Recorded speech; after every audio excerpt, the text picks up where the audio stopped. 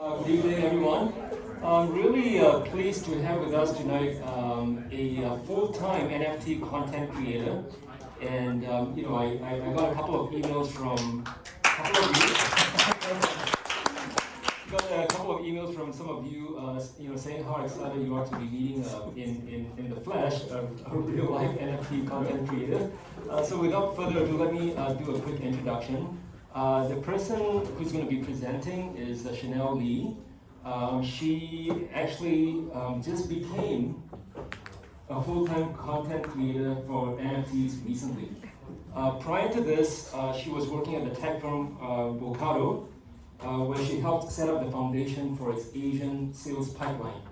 And before that, Chanel built and led the brand, marketing, and digital teams for Beachbody Gear, which is an international apparel and footwear fitness line based in Santa Monica, California. So to tell you more about NFTs and more specifically about the motivations behind why she went into this line, please welcome Chanel. Thank you. Oh wow, next one. Hi guys. Thank you Mark for the warm introduction. Yes, I just became an NFT creator full-time as of last week. So I'm busy and I'm having everything last Tuesday. So everything has been moving on really sweet. Today I have with me here my co-founder, who's also my brother, Richmond, is there. And also one of my fellow SMU alumni, Yvonne, here. Alone, right? Yeah. So happy to share what my project is all about. So I created this NFT collection called Toastys. It's a generative art, which I will explain in a little bit. But this is what the brand is about, and it's actually a subset of the Toasty brand. So the Toasty brand is a character brand designed for merchandising, licensing, and franchising. So imagine Sanrio with Hello Kitty, Buritama, Akitsuko, Sumikugurashi, My Melody. All of it kind of very blank, simple, and cute characters. So what I hope that the brand will stand for eventually is warmth, friendship, self-awareness, and silliness, and it's anthropomorphized into slices of toast because of the word toasty. So it's a play from the word toasty, which also means warm, comfortable feelings. And there are 5 brand mascots who are known as the 5 OG original Toastys, and they each have their own little backstory. For example, Starter, he is he's a piece of plain bread, right? So for him, he likes being a part of something bigger than himself, and because of that, he doesn't have his own identity. So there's a little bit of an identity crisis with poor little Starter there. Then we also have Herb Bread, who is he's made of herbs, so he smells really good. So he wants to be a junior perfumer, and he's also like the social butterfly out of the 5 different breads. So all of the small little tiny backstories are available on the website. Okay, so I think something now I must be like, why is this girl just talking about 5 pieces of bread? Why did she quit her job to do 5 pieces of small little bread that are quite blank?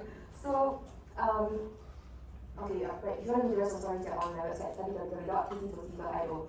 So to launch this brand, I have realized that NFTs are a very good platform for me to get this message out into the world. And ultimately, I want Toasty to be a brand universe with many different diverse product lines, the same way that Hello Kitty, Sanrio, Buritama all have, right?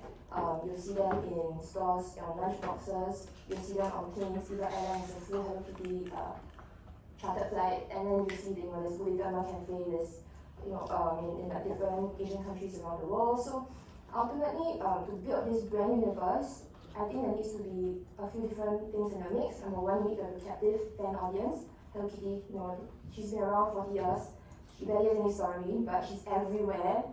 Obviously, if you walk down Orchard Road, you see you can probably find 10 different Hello Kitty merchandise items.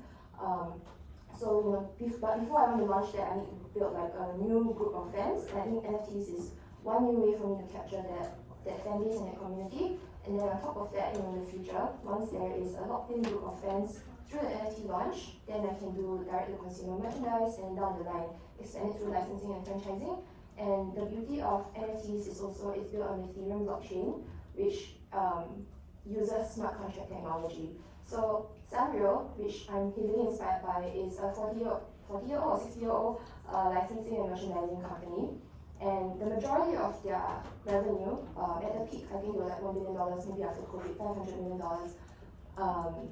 The peak of their revenue is actually driven by licensing and merchandising royalty revenue, right? So they are not the ones going out to make Hello Kitty keychains in Brazil. They actually sell the license for Hello Kitty, and then someone in Brazil takes over, that whole design and distribution of it. So I feel like if you bring a brand, if you give birth to a brand or blockchain, and you embed the royalty and the franchising and structure fee directly in smart contracts, it kind of bakes in that profit sharing component right from day one. So you can credit artists, you can credit the people who are helping you grow the brand as well, and it creates a very decentralized way to grow a business. So it's a completely new experiment. I don't know if anyone has ever claimed that they want to take down Sanrio, but I looked at NFTs and I was like, let's take down Sanrio, so that's the beginning. And that is, today what we're seeing is like iteration 1. So where are we going to start? We're going to start with limited edition, first generation NFT collection of Tasty Toasties. And what that means is that we will have a generative NFT collection with 7,600 different sizes of toast. Because the blank bread is my base, right? So each of these NFT characters, they will have like their clothes, which is a spread, and then they will also have a hat, which is like a garnish, and then they will also have a face, different eyes and mouths, different combinations, but here I've labeled it as their soul. So this is generative because we have designed all of the elements to be separate, and each of them have different rarities. So for example, like when you trade Pokemon cards, they each have different rarities and different values. So this is something like that. Some garnishes will be more rare than others, some spreads will be more rare than others as well, or maybe not even as tasty. So this is like supposed to be a fun, quirky collection. I think there are a total of 3 million over combinations based on the number of spreads, garnishes, and faces that we have. So this is some examples of what the combinations will look like. It's all randomly generated. Richmond over there has provided the code to make it randomly generated, and of course the backgrounds are also randomly generated. So if you buy Tasty Toasty NFT, you will get one of these at random. You wouldn't know what it is until after the sale period. Yeah, so there's a little bit of like a lottery and a gamification component, and it's a bit like buying a trading card and ripping it up and not knowing what you get. So that is something that you see in generative NFT collections that you don't see in other kinds of NFTs, right? Then on top of that, we also have what we call like the Baker's Dozen. I haven't reviewed all of them to my community yet, so these are some of the 6 that we've seen. I think bread is very memeable, so we've just created some memes around the bread, and then there will only be like one of each of these in the collection. So if you check out other generative NFT collections, some of these things they'll be priced like way above everyone else's because there's only one. Yeah. So in typically every generative collection there is basically a legendary tier of stuff. Same thing as baseball cards and Pokemon cards. Okay, so more points on why NFTs. Number 1, it's a rapidly growing blue ocean. This is the sales charts on NFT sales on OpenSea, which is currently the world's largest NFT marketplace, and the jump between January to June. Okay, so at the peak in June, it was worth $150 million in the marketplace. That was when I was first introduced to Arif through from here, and I started learning about NFTs, okay? And then, let's see what happened in August. This is June now, this is August. August is $2.4 billion. So, I mean, if anyone is telling me they're going to NFTs and they just say, oh, it's just art, I mean, come on guys. We are living in a capitalist society. Here's the opportunity, here's the blue ocean, we're all business school for a reason. So, I think this is a rapidly growing new market, and I want to go after it, right? Number 2, what are the biggest areas for growth? Some areas are they're all new, right? But some areas are still newer than other areas. So gaming and Metaverse, which I'll talk about in a little bit, that is very, very new. And they're popular, but not as popular as something as easy and simple as memes. And a lot of the memes fall under this collectible category. So collectibles are another huge category and the most popular segment because the barrier to entry is the lowest, right? So I think with what I'm trying to go for, I fall nicely into this collectible segment. Number 3, okay, why are collectibles worth so much? Okay, here is where I want to open the question up to class. Does anyone know what this is? Yes, okay. I don't assume. Okay, how much is the cheapest crypto pound today? 50. Sorry? 50 Ethereum. Yeah, in Ethereum. 50 Ethereum. 50 Ethereum. Wrong. 100. Yes. Today, right before I came, it's 99.45 Ethereum today. So, for everyone else in the class who maybe haven't seen what CryptoPunk is, there's only 10,000 of them, and it's the #1 generative collection. They have this price today because of historical significance. They were minted on the Ethereum blockchain in early 2018, I believe. And because they were one of the first few to do it, they just kind of gained the indie crowd swell. And there's only ever 10,000 of these in existence. So people are like going after this as status symbols, right? So when we're talking about collectibles, don't think like, oh, like I think I've shown this to some people and their reaction is like, how can pixels be worth so much? It's not so much about the pixels, it's like, in the past, shells used to be worth money, right? Whatever things that humans assign value to, ultimately, like, it's just whatever people want to FOMO into, which I'll talk about it in a little bit more. So this is what drove the collectibles craze, and to understand NFT collection, you kind of need to understand the history of CryptoPunks because they kind of set the standard for all of the other NFT collections to come. They're all generative, they all have different traits. So you see they have like different beard, different accessory, different headgear, different like gender, then that one is an ape. So all of that forms the basis of the generative art because you don't know what you're gonna get. So many collections that are coming out, they normally come out at 10,000 model after the CryptoPunks model. Yeah. Okay, number 3. Why are NFTs any different from cryptocurrencies and altcoins, which I think most of you here as business school students would have probably really read up on in the last few months, given the hype this year. I think specifically because it's art, right, and it's culture, it is very different from altcoins because, number one, with artwork, we are all humans, and I think we all want to relate to a certain kind of emotion that art can potentially inspire in us, right? So because these collections, the generative one of CryptoPunks, it took off because people use them as their profile pictures on NFT Twitter and on Discord. So those are the social media where NFT culture is most alive. You'll not really see it as much on Instagram or Facebook, for example. So on NFT Twitter, everyone uses an NFT as a profile picture. And because of that, there's a sense of identity that gets attached to the picture, especially after you use it for a while. So this month is Halloween, so a lot of NFT collections are doing Halloween contests. So people are dressing up as their profile picture so that they can win things and be a part of the community and just show off how attached they are to their collection. So the ones that are featured here, they're very suited for Halloween. One's called Sad Girls Bar, one's called Dead Fellas. And you can see here this girl just said, I am my fella is me. So it has totally transcended what we used to know of your identity on social media. Now people don't want to show like their most curated self, nor their most raw self. They want to show an avatar version of themselves. And I think that the trend is going to move that way, especially after everybody has been indoors for like 2 years now because of COVID. So I think like we all have we've gone through a bit of an evolution ourselves.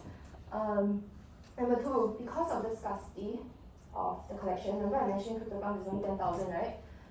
That means that only 10,000 people max at any one point in time can have that ticket of the NFT and the identity to be a part of an exclusive community. And what took off with this collection, for example, this monkey, it's called Bored Ape Yacht Club. Okay, I think the cheapest one today, I didn't check, but I believe it should be about 30 ETH, about that, 30 plus minus ETH. I think that the high was like 40, but it's around there, okay? And the turning point, the tipping point was when some NBA stars started to buy it and use it as their profile pictures on Twitter. So like Steph Curry, he uses it, and a whole bunch of other NBA people also like Apin. So Apin comes from, there are many different collections featuring monkeys. So Apin is like a foam in. And then I think just last week JJ Lin bought Ape also. No, someone gave it to him. Someone gave JJ Lin a Bored Ape. Yeah, so celebrities are kind of like aping into all of this. I don't know if I eventually include it, but Snoop Dogg, he has a CryptoPunk, Mike Tyson has a cool cat. So Reese Witherspoon, this week she came out and said she bought one from a women's only collection called World of Women. So if you have a World of Women, for example, you're now part of an exclusive like female empowerment group, for example, and you share that space and that potential platform together with these celebrities. So you're buying exclusivity and you're buying a way in. On top of that, we have brands who are very, very smart, like Time magazine already coming on board. So Keith Grossman, he is the president of Time magazine. He has been socializing with the Cool Cats community, which is another NFT community, for the last few months very rapidly. And you can see the Cool Cats community, they are really, really, really fervent about Cool Cats. Like this guy, he just like Cool Cats on his hand. So they basically leverage the strength of the Cool Cats network, I would say network and fandom and fan base, to come out with a collaboration with Time magazine, and they featured Cool Cats within Time magazine. Shortly after that, I don't know timeline, maybe a few weeks or a month, they came up with their own NFT drop called Timepieces, and they sold out completely, like 2 times, if I'm not wrong. So I think, when you're thinking about like brands today, right, they're always thinking about how can they leverage, or how can they access new generations of consumers. And new generations of consumers, the younger ones, they're always going to be on some sort of new social media that older brands don't understand. So this is one example of how a very forward-thinking brand has already started doing that by tapping into the Cool Cats community, which, by the way, Cool Cats only launched in June or July this year. So it's only like 1 month now. So I would say huge kudos to Keith Grossman for like jumping on this opportunity to make it a part of, I think, this year's NFT culture zeitgeist. And on top of that, the reason that they selected Cool Cats was because it was very family friendly. Some of the other things I showed you, like Bored Ape and CryptoPunks, they feature like smoking punks or smoking apes, so you can't use it. So family friendliness is probably another key thing to think about if anyone wants to grow an empire. Okay. Next thing. Oh, and then the final thing about, I think, playing into human psyche is that sometimes people just want to have fun and just laugh because of the internet, and you want to be a part of the internet's latest meme. So as I was preparing this, I recalled like in 2016, there was a Kickstarter where this guy just went on Kickstarter and said, I'm making potato salad. 4 words, 1 picture, and he got 55,000 USD to make potato salad. And this meme ran on for 2 years. And in the end, they came out with a cookbook and I think some brand deals, something like that. So everyone was just cheering him on and they just wanted to see him succeed to make this potato salad, because he brought so much joy and laughter to everyone, So I think we're seeing a little bit of that in the NFT movement as well, because a lot of them are just like memes. They're just small little doodles based on memes. So the target audience is hungry for something that makes them have fun, right? Okay. Oh, there's so many. Okay, one more. Okay, on top of that, so okay, now that you've heard the price of CryptoPunks and Bored Apes, you might wonder, okay, the entry price is very high. So how can I be a part of those communities, right? Number one, I think the distinction between some of these communities and the others have already been set. Of course, it's only been less than a year, there's room to change. But based on current market conditions, people are already starting to view this as a luxury class and a luxury collectible class. So again, NFTs evokes that primal human behavior and that desire to want to flex your wealth. So people have started to put like Bored Ape onto their watch, their Apple Watch faces, so they turn their Apple Watch into another bigger luxury good. And then the founder of the previous, I think he stepped down, but the co-creator of Reddit, Alexis Ohanian, he bought 6 CryptoPunks that look like his wife Serena Williams, and at this year's Met Gala, which is the world's largest event to celebrate fashion, he wore a pin of the CryptoPunk on his chest, which represented Serena Williams. So this is how much it has already, it has already permeated mainstream culture and mainstream luxury culture, which is very trend start, right? When you see something in H&M, it has already been in high fashion stores like maybe like 2 seasons ago, right? So it has already started. Like NFTs has already made an impact on luxury culture. Okay, and and on top of that, because NFT communities, I think they have revitalized Twitter uptake. I myself, I wasn't on Twitter for years. I switched it off after I graduated university. And I actually went back now because that's where NFT communities thrive. What Twitter is doing is that they are providing a way now, they are working on it, so that you can verify your NFT that you're using as your profile picture, which is a huge deal. Because I know many of you are very skeptical about JPEGs and PNGs, like why can't I just right click save it? Yes, you can go to the Mona Lisa and take a phone out and take a photo, but you don't own the Mona Lisa. So people want to show that they own this thing, and Twitter knows that. So they are building now a function where you can integrate your profile picture into your profile page. You can integrate your NFT as your profile picture, and the Ethereum logo actually shows up, so you can see like it's like actually bought it on Ethereum. And then on top of that, they will also have a tab to show you that you can see like the rest of the collection that this person owns. So people want to flex their status. On top of that, there's also you'll see funky things going on in the space. This was drawn by Gary Vaynerchuk, Gary V. He has his own collection. He was, I think, one of the first few influencers to really harness the power of NFTs to this degree, where if you own one of his doodles, you gain exclusive access to his conference called V Conference, exclusive time with him, exclusive keynotes with him, depending on what you own, exclusive meetings with him. So people want his time, right? You can buy like Gary V merchandise, but you can't buy time with him.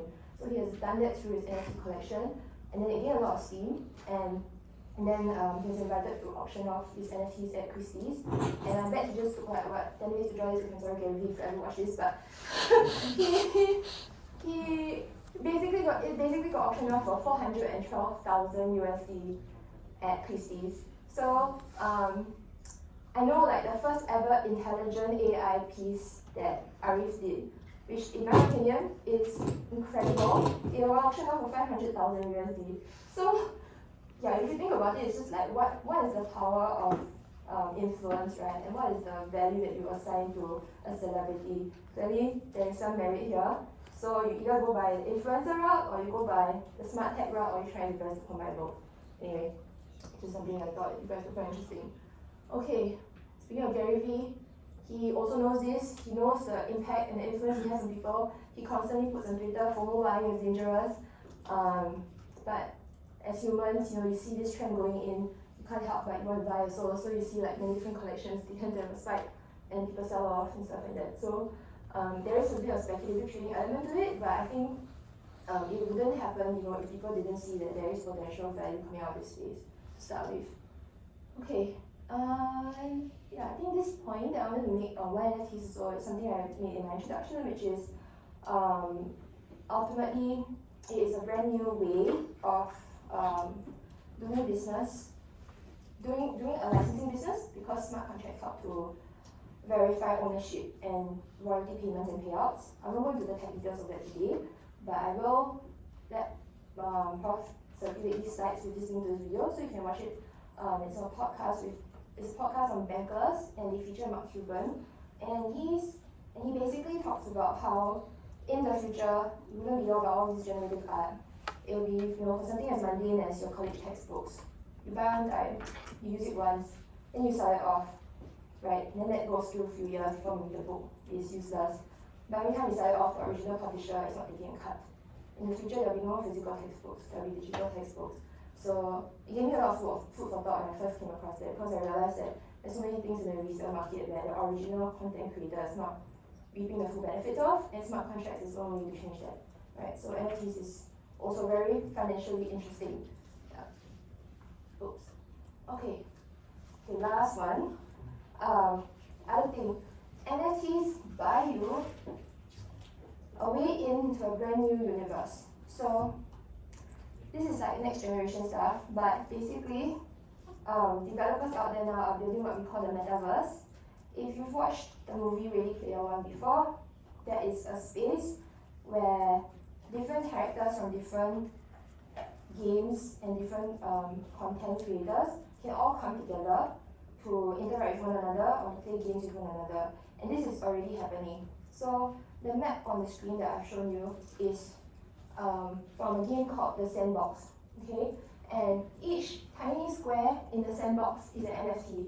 So it is digital property rights that people are bidding over now and buying and spending Ethereum to buy. Each tiny square is an NFT and a plot of land that if you're a content creator you buy, then you get the rights to develop your game or your media house or whatever you want on it. So I included a wide range of things here. You can see this Atari, I mean gaming, of course they're there. You can see self-Chinese morning posts.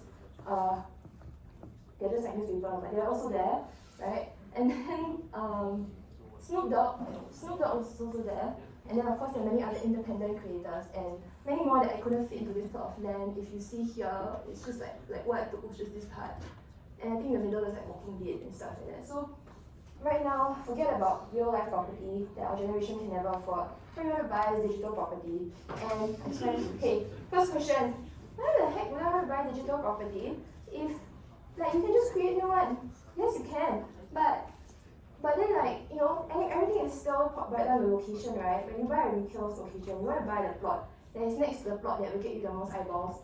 So if you're a Hong Kong business, you probably want to buy the plot next to South China Morning Post since they really put their stamp there. So I guess it's a matter of market timing also. Like if this plot of land was empty and you don't buy a plot of land, I'll be like, wait. But now the big players are there. So, you know, maybe have to choke the plot of land and become the new generation property owner in a digital space. So okay, but then of course very new. I'm not giving financial advice, but there are several different platforms that people are doing these metaverses in. Another one is called Decentraland, and over this current weekend, it just ended yesterday, they had a Metaverse festival where they featured like Date Mao, Paris Hilton, and Paris Hilton showed up in her avatar, which was designed by Kami Kachuni, and she basically played like a festival set. This is her. So people are really creating these digital spaces, and to enter it, you need your own digital avatar, which is going to be an NFT. To go to the festival, you want your avatar to dress up. Each piece of clothes is an NFT. If you buy like, if within each of the maybe like performances within the digital festival, there is a small little additional entry ticket, for example. Each one is probably an NFT. Because then they will make it such that you can keep the ticket stub and collect it after to show that you were there. So in the future, a lot of things that you own will be NFTs. Okay, so now that I have given a very quick crash course of what the different terms of what NFTs are, I think the question is, as an NFT content creator, how and where do I get exposure for my NFTs? I think this question makes no sense because ultimately, NFT is just another channel, right? As a marketing student, you all know that you still want to make sure that you can tell your brand story, right? So NFTs is just a medium. Ultimately, you still want to make sure that you can communicate your story regardless of the channel. So how can I best tell my story? Number one, I have to make sure that my story shows up on places that people will see. Remember I mentioned about good location, so I want to make sure that I go to like the top marketplaces, top networks in the world. Right now it's OpenSea. It's running on Ethereum. Ethereum is expensive, but yet most people are on there, so I need to be on there. That may soon change. You know, you never really know this space. We do have competitors coming up with different blockchains, different marketplaces. One example is Nifty Gateway. So yeah, this one Nifty Gateway. Nifty Gateway is designed by Gemini. So if you're trading crypto, Gemini is one of the biggest crypto exchanges that is actually very consumer friendly, and Nifty Gateway allows you to buy NFTs with USD and credit cards. So that mainstream adoption is underfoot. On top of that, Coinbase recently announced that they want to start NFT integration within their platform itself. So anyone who has a Coinbase wallet, they can go and buy NFTs. And I believe that the number of people with Coinbase wallets far exceeds the number of people with OpenSea accounts with manyfold. So that huge version is going to come next year. Okay.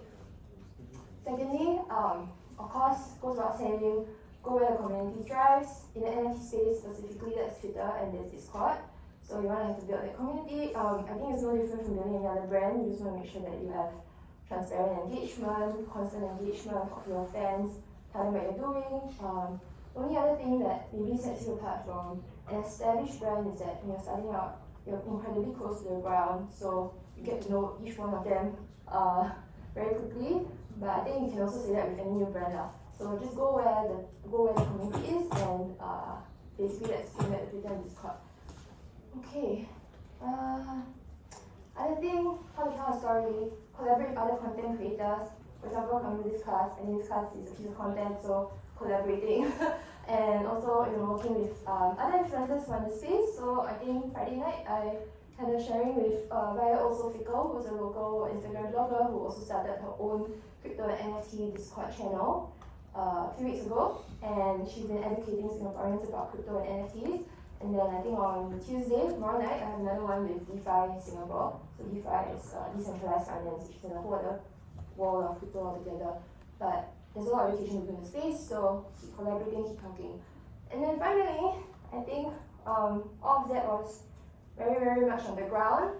And in the future, now that you know like the Metaverse, now that you know how social media companies are adapting, and you know how much NFTs tap into the human psyche, I think something like Arif's platform, Alethea.AI, is the ultimate way to personalize NFTs, because you're giving artificial intelligence into the NFTs, and the NFT potentially represent your identity and your place in part of a community.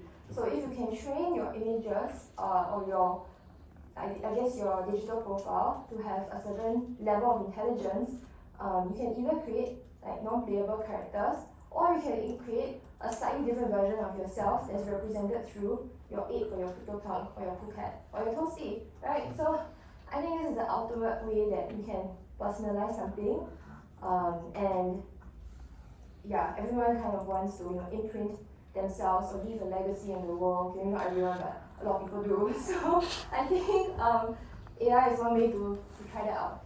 So this is also not new. Again, everything that we're seeing, it's not new. It's just rehashed in a more technologically advanced way. When we were kids, we played The Sims. We had to choose personality traits for them. And even in science fiction, you watch Westworld.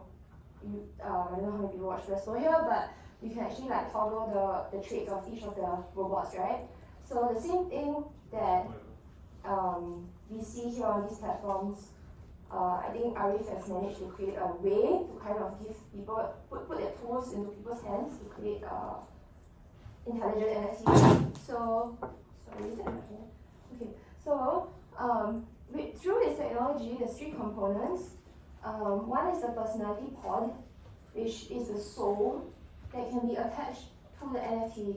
So I'm going to talk about this one first, okay? This one is very complicated, but this one, so this soul is one NFT itself, and it is the technology that you have on this platform, which you can train so that it can level up over time to have certain functions and certain personalities. Then you can attach this soul to a body, which is the NFT that you may own, or that you are creating. So in this case, I'm creating a Toasty. I have my 5 original Toasties. I have backstories for each of them. I would want them to have a certain personality. So I would ideally want 5 souls, one for each of them, and they become their own intelligent characters in the future.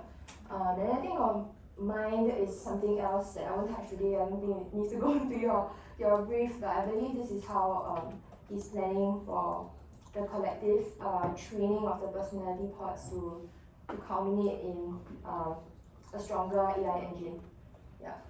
Okay, so I won't go into this, but basically each personality pod has different traits, and I think we can send you this link. It's directly off Alethea.AI's white paper. So he talks about how each personality pod has different traits, kind of like the Sims page. Yeah. Okay, so different levels of so when the personality pod has different levels, they unlock different functions. So right now, I believe they only have level 2 and 3. So for level 2, the NFT can recite certain fixed messages you give them, or they can broadcast certain messages that you give them. For level 3, you can interact and ask questions on the NFTs. Maybe you guys have seen the demo, but ultimately, that's the people for now. Then I think in the future, like level 4, level 5, they are able to do things, so they have even more sessions. But don't worry, I think we're still very far from an iRobot situation. So, as a content creator, why do I want this? Okay, remember what I showed you about Metaverse? So, if I have a small plot of land, and I have a shop in the Metaverse that sells Toasty wearables, Toasty merch for my characters to buy and use, not for my characters, for people's characters to buy and use in the Metaverse, then maybe I want a store owner that can broadcast or recite certain messages. So I want to just attach the pod to it and enable the NFT to have that function. So, so I can have an interactive experience with in my digital shop. Then in level 3, I would want each of my collectors who have a Toasty NFT to play with their NFT as and when they want to. And this is to me is very reminiscent of Tamagotchi, something that we all used when we were young. People like to take care of something. That could be one direction, or it could just be a fancy toy, for anyone who's collecting NFTs, and NFTs are just static and sitting there. Maybe they want to create a little buddy. So I think the level 3 pod kind of opens this up as a potential possibility. And then of course, right now we're thinking like the buyers of NFTs, they are adults who know how to use Ethereum, they know how to use blockchain. They won't possibly want to play Tamagotchi. That's true, but there could be a time where people buy this for their kids, or they buy as gifts to friends who want to play toys or something like that. And when we do already see that happening, there are some cute NFTs, for example, one called Patchy Penguin that people actually buy for their kids, or they buy as an asset to pass down. So giving it a certain kind of playable function will also elevate, the value of the NFT. Yeah. Okay. Oh, and I think that's all for me.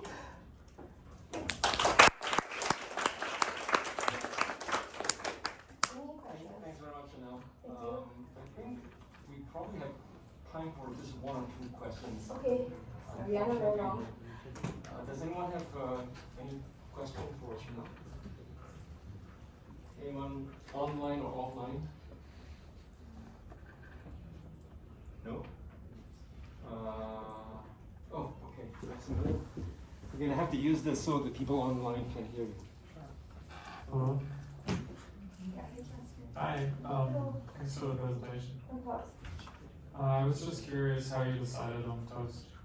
Oh, yeah, fantastic question. So, the inspiration is actually from a Homer Simpson gif and he goes, I'm so warm and cozy, warm and toasty, and he's all bundled up in bed. So I've always loved the word toasty, and I've actually wanted to start a brand called Toasty since 2016, but it never made sense. I didn't know how to apply it to anything. Then when I saw meme culture, I saw NFTs, I felt like bread was very memeable. So I decided to make it a play on the word toasty, to keep, and then also keep the brand value, but just make it memeable. Yeah. So it actually came from the word toasty. You show you some bread memes. I knew someone would ask me that. So there's a huge Reddit subthread called Bread on Tree Long. It basically is bread stapled on trees. And it has been around since 2017, and there's 290,000 people in this subreddit. Until today, people are still stapling bread on trees. So I think the mini potential of bread is just there. And we wanted to make a play on the word, let's get this bread. Yeah. Chanel is leaving for an NFT conference in New York next week? No, Friday morning. No, Saturday morning. Yeah. Saturday morning. Yeah. Samuel. Thank you for the great presentation. Thank you. I have a short question regarding our assignment. It's about Alethea. Yeah. So actually we should create a story how to attract content creators like you. Yes. So my first question is, like from a technical point of view, your Toastys would work on Alethea, so there's no mismatch. Great question. Great question. Yeah. So the technology that you want to be looking at is Ethereum, because Alethea is built on the Ethereum protocol. And yes, for me, mine is built on the Ethereum protocol. If there are content creators building on Solana or Tezos, which is another blockchain, then I believe there might be issues now, but I know that they are looking into building some cross-platform capabilities. Okay, Yeah. I understand. And then another open question, so what would motivate you to bring your Toastys on Alethea? Okay. I think for me, I feel like Alethea is an extremely legitimate NFT company, number one. So as a new content creator, I would want to use platforms that I believe have a good runway or good traction or good credibility and good investors, because it's such a nascent space. A lot of NFT companies or projects are actually funded by anonymous people. So the fact that you know, Alethea is out there and has fundraised with the IDEO, Mark Cuban, they've done the Sotheby's auction. To me, that is a sign of legitimacy. So I think that's a huge win. And then on top of that, there are no other companies that have done it to this degree in the AI space. So if I want to provide an avenue for my characters to come to life, his is currently the only one that I can choose as well. Yeah. Yeah. Thank you. No problem. Okay, I think unfortunately we've run out of time because we also have, I gotta respect Chanel and the team's time. We've also got quite a lot of material to cover for today. But you know, if you have further questions, you know, and if the questions kind of overlap, I could probably condense them together and email them to Chanel. I forgot to say this, but Yvonne, who's a member of Chanel's team, is actually Ginny's sister. Forgot to mention this. So, okay, thanks everyone. Thanks Chanel. And shall we take a 5-minute break so I can switch things over? Thank you very much. We'll start again at 8 o'clock.